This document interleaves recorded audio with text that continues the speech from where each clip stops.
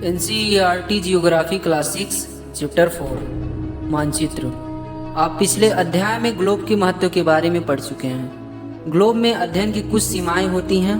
जब हम पूरी पृथ्वी का अध्ययन करना चाहते हैं तब ग्लोब हमारे लिए काफ़ी उपयोगी साबित होता है। लेकिन जब हम पृथ्वी के केवल एक भाग जैसे अपने देश, राज्यों, जिलों, शहरों एवं गाँव के बारे में अध्ययन करना चाहते हैं तो यह हमारे लिए उतना उपयोगी साबित नहीं होता है।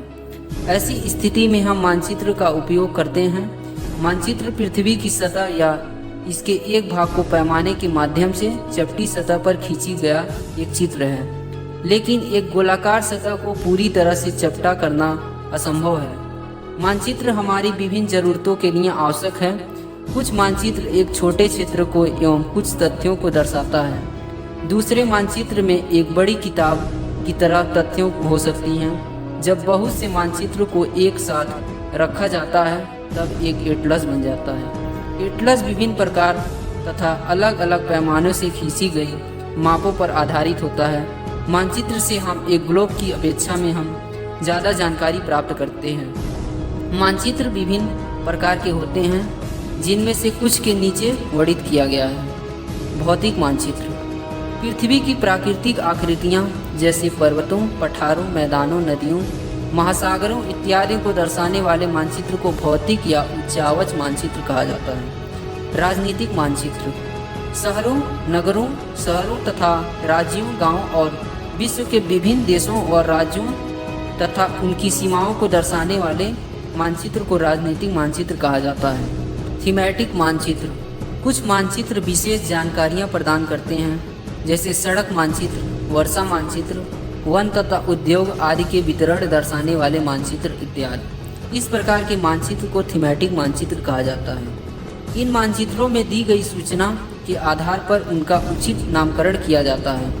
मानचित्र के 3 घटक हैं: दूरी, दिशा और प्रतीक। दूरी मानचित्र एक आरेखण होता है जो कि पूरे विश्व या उसके एक भाग का छोटा कर कागज के एक विभिन्न पन्ने पर दर्शाया जाता है। या यह कह सकते हैं कि मानचित्र छोटे पैमाने पर खींचे जाते हैं, लेकिन इसे इतनी सावधानी से छोटा किया जाता है ताकि स्थानों के बीच की दूरी वास्तविक रहे। यह तभी संभव हो सकता है जब कागज पर एक छोटी दूरी स्थल की बड़ी दूरी को व्यक्त करती है। इसलिए इस उद्देश्य के लिए एक पैमाने चुना जाता है। पैमाना स्थल और वास्तविक दूरी तथा मानचित्र पर दिखाई गई दूरी के बीच का अनुपात होता है। उदाहरण के लिए आपके विद्यालय एवं आपके घर के बीच की दूरी 10 किमी है, जिसे मानचित्र पर 2 सेंटीमीटर की दूरी से व्यक्त किया गया है। इसका अभिप्राय है कि मानचित्र का 1 सेमी स्थल के 5 किलोमीटर की दर्शाता है। आपके रेखाचित्र पर पैमाना होगा 1 सेमी बराबर 5 किमी। इस प्रकार के पैमाने किसी भी मानचित्र के लिए बहुत महत्वपूर्ण होता है। अगर आपके पैमाने की जानकारी है तो आप मानचित्र पर दिए गए किसी भी 2 स्थानों के बीच की दूरी का पता लगा सकते हैं। जब बड़े क्षेत्रफल वाले भागों जैसे महाद्वीपों या देशों को कागज पर दिखाना होता है तब हम लोगों छोटे पैमाने का उपयोग करते हैं। उदाहरण के लिए मानचित्र पर 5 सेमी स्थल के 500 किमी को दर्शाता है।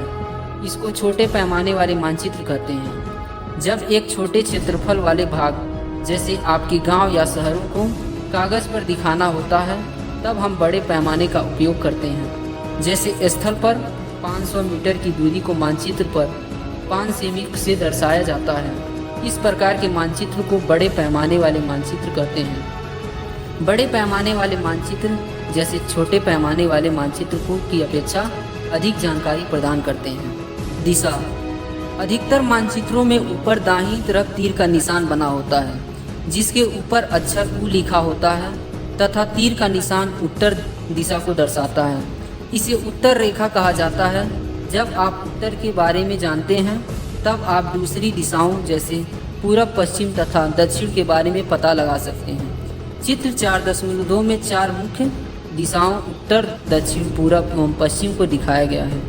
ये प्रधान दिग्बंधु कहे जाते हैं। बीच की 4 दिशाएं हैं: उत्तर पूरब, दक्षिण पूरब, दक्षिण पश्चिम तथा उत्तर पश्चिम।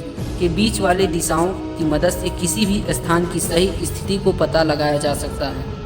मानचित्र 4.1 से निम्नलिखित दिशाओं का पता लगाइए। पहला, विकास के घर से सामुदायिक केंद्र तथा खेल के मैदान की दिशा। दूसरा, दुकानों से विद्यालयों की दिशा। हम दिक्सूचक की सहायता से किसी भी स्थान की दिशा का पता लगा सकते हैं। यह एक यंत्र है जिसकी सहायता से मुख्य दिशाओं को पता लगाया जा सकता है। इसकी चुंबकीय सुई की दिशा हमेशा उत्तर दक्षिण दिशा में होती है। प्रतीक, यह किसी भी मानचित्र की तीसरी प्रमुख घटक है।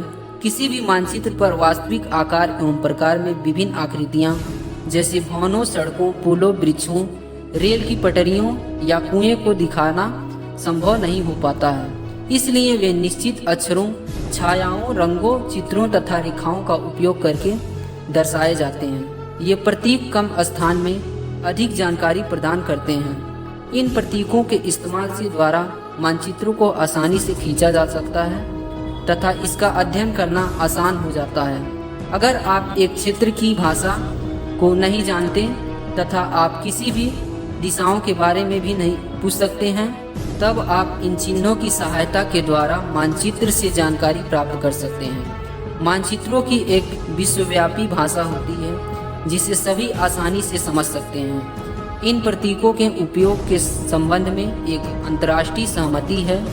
ये रूढ़ प्रतीक कहे जाते हैं। कुछ रूढ़ प्रतीक चित्र 4.3 में दर्शाए गए हैं। विभिन्न रंगों का उपयोग भी इसी उद्देश्य से किया जाता है। उदाहरण के लिए सामान्यतः नीले रंग का इस्तेमाल जलाशयों, भूरे रंग का पर्वत, पीला रंग पठारों और हरा रंग मैदानों को दर्शाने के लिए किया जाता है। रेखा चित्र, रेखा चित्र एक कार्यखंड है जो पैमाने पर आधारित ना होकर यादस और स्थानीय प्रेक्षण पर आधारित होता है।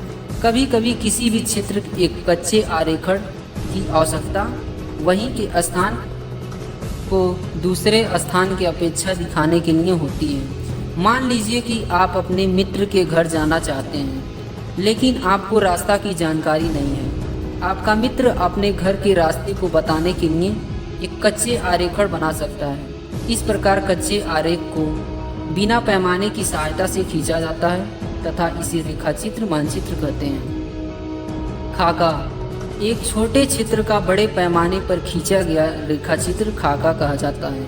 एक बड़े पैमाने वाले मानचित्र से हमें बहुत सी जानकारियां प्राप्त होती हैं, लेकिन कुछ ऐसी चीज़ें होती हैं जिन्हें हम कभी कभी जानना चाहते हैं, जैसे किसी भी कमरे की लंबाई एवं चौड़ाई जिसे मानचित्र में नहीं दिखाया जा सकता है। उस समय हम लोग बड़े पैमाने वाले एक रेखाचित्र खींच सकते हैं जिसे खाका कहा जाता है। अब चैप्टर खत्म हुआ। वीडियो को पूरा देखने के लिए आपका धन्यवाद। मैं मिलता हूँ आपसे अगले वीडियो में। तब तक के लिए जय हिंद।